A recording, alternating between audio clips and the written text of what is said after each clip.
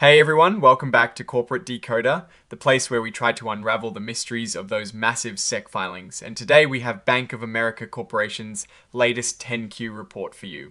Get ready because it is packed with numbers that tell a story, and we're going to break it all down in super simple terms to see if Bank of America is really sailing smoothly or if there are some choppy waters ahead. Before we dive in, if you love getting clear, actionable insights from these complex corporate documents, hitting that subscribe button is the best way to stay updated. We also have a community Discord server linked in the description below where we discuss these filings and more. Join us there. Alright, let's get straight to it. Bank of America filed this report for the quarter ending the 30th of September 2025. Think of it as a quarterly checkup for a giant bank. Their main aim here is to show how they are doing financially and what risks they are managing. Looking at the financial highlights for the 3 months ending the 30th of September 2025, Bank of America reported a net income applicable to common shareholders of $8.04 billion. That is up from $6.38 billion the previous year. For the first 9 months of 2025, net income applicable to common shareholders was $21.85 billion, up from $19.10 billion in the same period of 2024. So overall positive growth on the income side. Let's talk about revenue. For the 3 months ending the 30th of September 2025, total revenue net of interest expense was $28.1 billion, an increase from $25.3 billion the year before. And for the 9-month period, total revenue was $81.9 billion, up from $76.5 billion. So the bank is bringing in more money. Digging into the details, non-interest income, which comes from fees and commissions, saw a nice jump. Card income was pretty steady, but services like investment and brokerage services really picked up. Investment banking fees also saw a solid increase, especially in the third quarter. Now, market making and similar activities saw a slight dip, which might be a concern, but overall the fee-based income is strong. What about potential bad loans? This is looked at in the provision for credit losses. For the 3 months ending the 30th of September 2025, this provision decreased, which is generally good news. It means they aren't setting aside as much money for potential loan defaults. This is a good sign for the overall health of their loan book. Now, banks like to spend money, especially on things like compensation benefits and technology. Non-interest expense went up for both the 3 and 9 month periods. They are saying this is due to investments in the business people and technology. It is understandable, but it is a cost that eats into profits. Notably, they mentioned a prior year cost related to a special FDIC assessment, which makes the current year comparison look even better. Their effective tax rate was around 10.4% for the third quarter of 2025. They explain this is largely due to tax credits from investments in renewable energy and affordable housing, which is pretty interesting.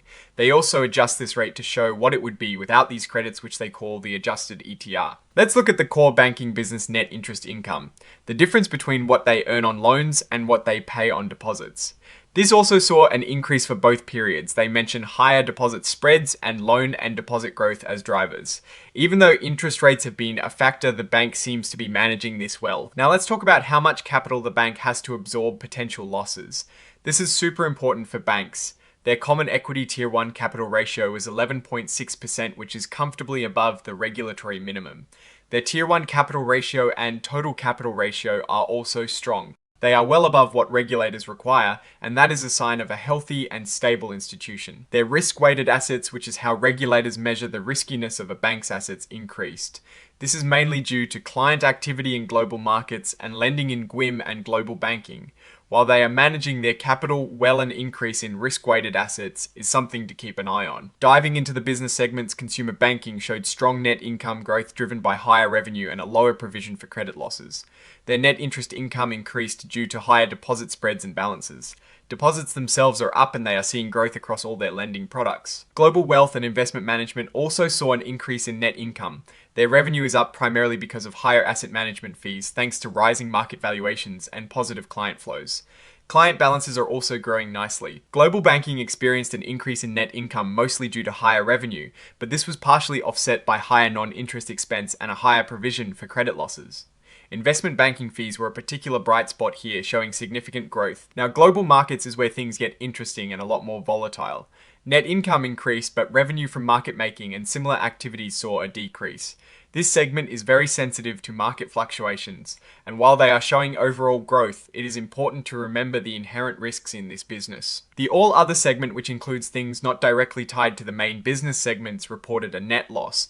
They attribute this to lower partnership losses and valuation adjustments, which is a bit of a mixed bag, but thankfully these are relatively small parts of the overall company. Bank of America emphasizes its comprehensive approach to risk management, covering strategic credit market liquidity, compliance, operational and reputational risks.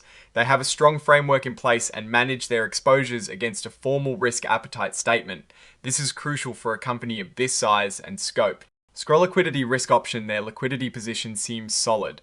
They have a large buffer of readily available assets, including cash and high-quality liquid securities to meet their obligations. Average global liquidity sources are stable, and their liquidity coverage ratio is above regulatory requirements, indicating they can handle short-term cash needs.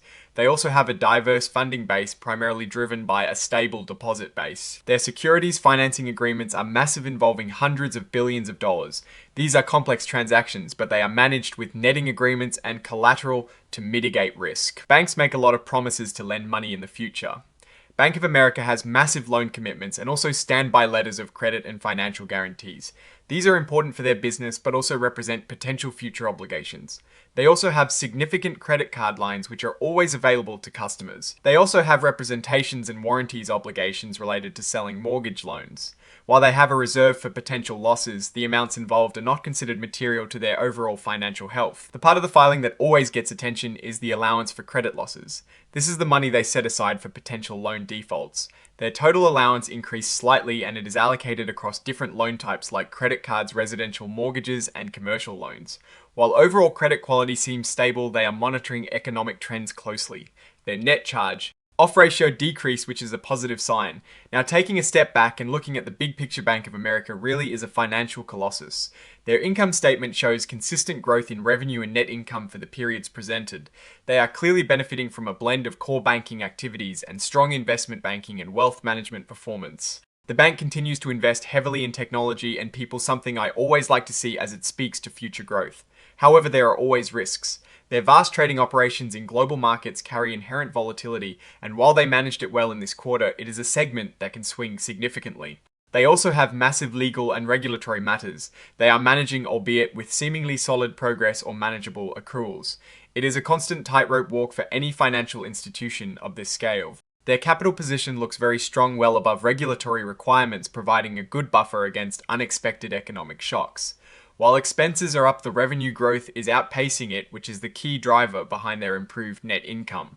So what is Bank of America's direction? They appear to be strategically investing in growth areas like wealth management and global banking, while maintaining a solid footing in their core consumer banking business.